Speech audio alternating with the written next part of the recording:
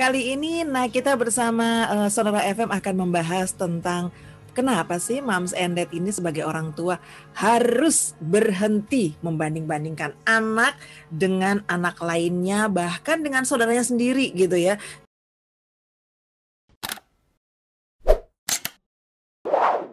Oke, langsung saja saya perkenalkan. Di depan saya sudah ada editor-in-chief Nakita.id, Mas David Togatorop. Selamat siang, Mas David. Gimana kabarnya? Selamat siang, Mbak Mira. Selamat siang, sahabat Sonora. Alhamdulillah, sehat.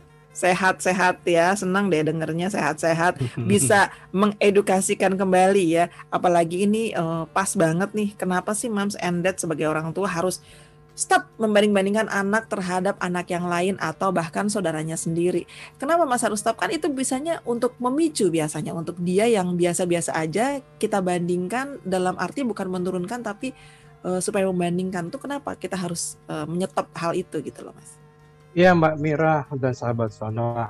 Kalau masih membanding-bandingkan yang itu manusiawi, itu wajar. Oke. Kita orang tua masih berproses sampai kita nanti ya sudah game over. Nah, tapi khususnya untuk anak dan pasangan ya betul, stop, hentikan. Untuk anak seperti ini ya Mbak Mira ya, Mbak Sonal harus tahu bahwa setiap anak itu unik. Every child is unique. Itu bukan sekedar ya. Benar. Ya, sebagai orang tua, ya, tugas orang tua kita adalah untuk menjaga semangat anak dan menjaga harga diri anak. Anak juga punya harga diri, jangan dikira kita orang dewasa. Jangan aja. Orang tua aja ya. Iya, anak juga punya pride gitu kan ya. Tugas orang tua itu menjadi sosok.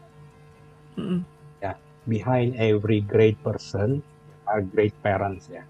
Hanya behind every great person there is a great woman, tapi juga ada behind every great person there are great parents. Orang tua itu sosok pertama yang bisa melihat keistimewaan anak. Lebih daripada siapapun, lebih daripada guru. Jangan diserahkan semuanya kepada gurunya. Ya, anak kan baru kenal guru usia 5, usia 6, usia 7. Nah, tahun-tahun pertamanya itu orang tua yang bisa melihat dengan matanya, anakku ini istimewanya apa, anakku spesialnya apa. Dan jangan hanya berhenti, hanya melihat aja, oh anakku jago yang main musik, anakku pintar melukis, fasilitasi itu. Ya, beri pengajaran, dampingi, asah keistimewaan itu. Orang tua hadir, jangan lupa, di hidup anak untuk menghidupkan mimpi anak. Anak itu harus percaya bahwa mimpi itu bisa diraih. Kata orang kan, if you can dream it, you can do it. Itu berlaku pada semua orang, bahkan pada anak kita. Ya, tapi kan saya bilang tadi manusiawi Mbak Mira ya.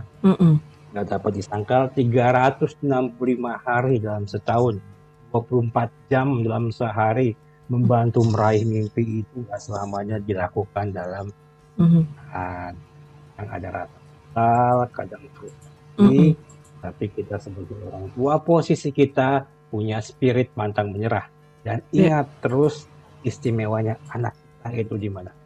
Betul.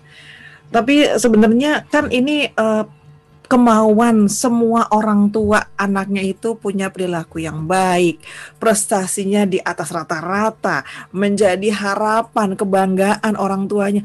Jangan malu-maluin mama ya, jangan malu-maluin papa ya, jangan malu-maluin bunda dan sebagainya. Ya, tapi kenapa kok ini tidak diperbolehkan gitu? Apalagi sering didengar dengan kita nih, jangan menggunakan kata-kata jangan. Terus gantinya apa? Jangan ke sana ya. Terus gantinya apa? Sampai sekarang saya masih bingung loh Mas untuk mengganti kata-kata jangan, karena kabarnya kata-kata jangan itu malah justru membuat anak jadi malah mengiyakan gitu. Mas. Gimana ini Mas? Kalau saya percaya bahwa ya kata jangan itu kan kata bahasa Indonesia ya. Ya kata itu diciptakan untuk ada, mau pakai saja.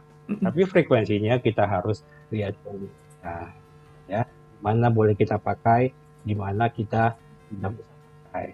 Nah, Mbak Mira ini kalau soal anak prestasi akademis ini janganlah jadikan patokan lah. Ya, rasa orang tua sudah tahu semua seperti itu. Kalau kita patokan akademis, gini ya Mbak Mira, mungkin kita nggak bisa siaran sekarang. Kenapa? Nggak ada listrik. Dulu Thomas Alva Edison itu dicap bodoh, dablek. Iya, benar. Tapi ratusan ribuan temuan dia buat, termasuk listrik. Ya, ibunya itu dipanggil ke sekolah, ini ibunya marah bukan pada anaknya, marah pada gurunya. Ya anak saya nggak bodoh, anak saya cuma unik, dia punya cara pandang berbeda. Dan itu yang harus orang tua ingat. Akademis biasa-biasa aja, ya nggak apa-apa. Pintar ya, puji Tuhan, alhamdulillah. Ya kalau ya asal nggak parah-parah banget, kalau parah ya harus dipus. Tapi jangan samakan dia dengan sepupunya, jangan samakan dengan juara kelasnya, gitu kan ya. Bandingkan anak itu tindakan yang salah. Mental mereka akan drop. Dan tadi saya bilang, harga diri mereka akan drop. Harga diri drop, masa depannya ikut drop.